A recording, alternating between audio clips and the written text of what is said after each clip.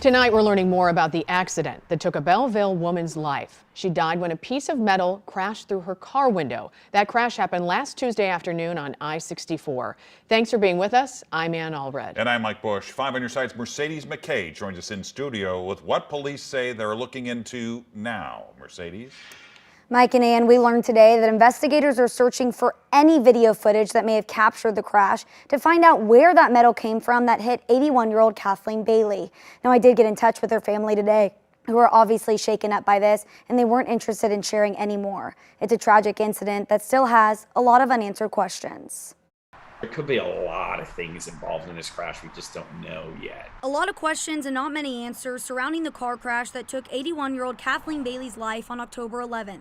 Police say Bailey from Belleville was driving west on I-64 around 12:30 when this piece of metal crashed through her windshield. Where that metal came from is still unknown. Depending on really the source of the debris that unfortunately killed this woman, we'll have a better sense of some of the things that we can do to combat it in the future. Peter Kurdock with Advocates for Highway and Auto Safety says almost 40,000 people a year lose their life to car crashes. But Bailey's crash, he described as rare. We've heard of these type of incidents happening in the past, but they're not as frequent as other causes of crashes. Joshua Ray Davis with Best Insurance Agency says the next steps for the family will be tricky since there's not a definite cause and fact of what led to Bailey's crash. That's what makes it so tough, is what were the actual factors that caused this horrible incident to take this individual's life. You know, what caused it? What was it? Davis says there will be an investigation trying to figure out that answer where all different kinds of experts will be called in to help.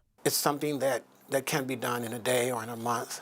It's going to be a long, arduous investigation. Well, it's a long road ahead. Davis says what the family can get from this is a hard question to answer. Death is one of those things that you can't put a monetary value on because you really never know, and you can't compensate for the loss of life.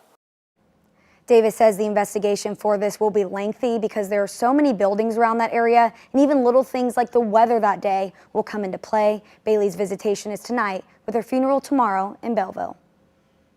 Mercedes, thanks.